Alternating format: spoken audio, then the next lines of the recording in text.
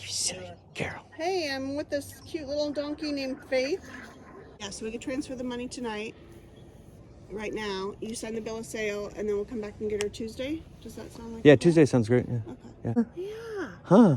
And then one time, I'm glad that she's finally getting a good new home. so you can figure out what you need to replace her with. Yeah, it'll be a while. I'm gonna be really picky on the right size. Like I need something 10 to 12 hands specifically. Oh yeah, yeah. She's 9.5 hands. used to have- I've had this donkey for maybe 3 or 4 months, and I've been waiting, trying to rehome her since the day I got her. I knew that she was too slow and too stubborn, and it didn't look like it was going to work out. I've had an ad for months on Craigslist trying to find her a good home with other donkeys, and I haven't gotten any responses, and it's gotten up to my neck and my patience and my sheep's patience on being able to leave the property far enough to give them a diverse enough diet, give myself a diverse enough forage to be as healthy as we really need to be. And the moment that I changed her ad and took off the part that said that you're required to have other donkeys or another donkey in order to keep her company, as soon as I took that off, and I had people calling me to get this donkey for their goats, to protect their goats. And I just went for it. I was like, oh, thank God, relief. I'm down to $800 offering, up from $1,800 because I bought the one that I traded her for $1,800. So I tried to get my money back for months, $1,800, and dropped it all the way down to $800, and still didn't get a response. And I switched that one part of the ad. I got a response. They came out, and I sold her. And then as soon as I sold her and signed the paperwork, I realized that oh my God, I could have probably held out for 1 week. I could have changed that ad, bumped her back up to $1,500, and even stated, like, this is your opportunity to get a donkey, a single donkey, even if you don't have one, because no one will sell you a single donkey if you don't already have donkeys. But this donkey was raised with just sheep, and so it's not inhumane or whatever, not as inhumane. And I would have sold her for $1,500 if I had just realized. I was just so I don't know. I'm just so grateful, though. I hope that this is not going to be the best home. She's going with goats. They have horses, though. That's good, but the horses aren't where the goats are. So that's good but bad. Donkey Doo! You're awesome, but you were not the perfect fit for us, and we need to have good fits. And we are on too green of areas all the time. So you need to go eat the blackberries with the goats, okay? And protect them, okay? Oh my God, I never want to get another equine. All equines,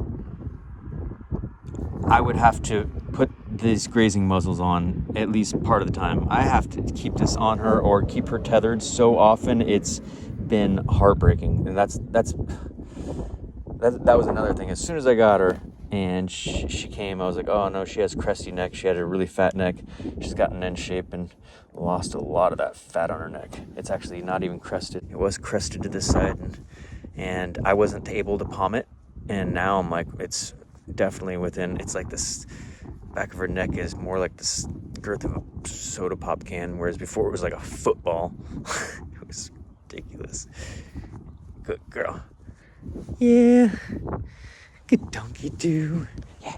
I spent $300 on each of these custom yoke collars, Amish made leather yoke collars. The other thing that I don't like about equine is that you have to regularly train them or do groundwork with them, because man, the training of equine is completely different from goats and sheep because of the size difference, I think.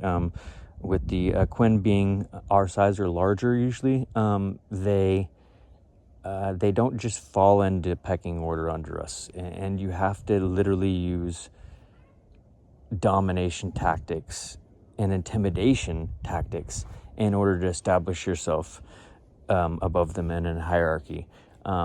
like at the very least, the nicest, most humane horse trainers use a thick rope, and they have it attached to the halter, and they walk them around in a circle to the left, and they hold the back end of the thick rope in their left hand, and they behind them they whip the animal in the butt in order to get them to go forward. If the animal isn't following the tugging lead, they will whip their butt to scare them and intimidate them into following the trainer's orders. And that's like the very most nicest and basic example of how they use that. It gets a lot worse than that, and a lot more psychologically manipulative. It's kind of weird. I don't know. The intimidation factor is weird. Like, they respond better to just positive reinforcement, whereas like literally equine training requires negative reinforcement. And I don't know how to do negative reinforcement nearly as well as positive reinforcement. I've found positive reinforcement to be the only way to train sheep, especially because they're super sensitive, and they'll hold grudges against you if you get frustrated with them and scare them and make them like skittish. They stay skittish and questioning you for, depending on what happens, for longer than any other animal. The negative reinforcement training that's required to cohabitate with an equine, it doesn't feel healthy for me or to be doing it to the equine. So I don't think I'll ever own a equine again. I don't think I ever want to do that unless like I work trade for some farm and they have a single horse and or donkey or mule that's super sweet and that just wants to follow us and wants to obey and stuff like that, and I'm not having to like deal with its attitude and its independence and stuff like that, and its stubbornness. Donkey doo. I'll be here in a second. Donkey doo.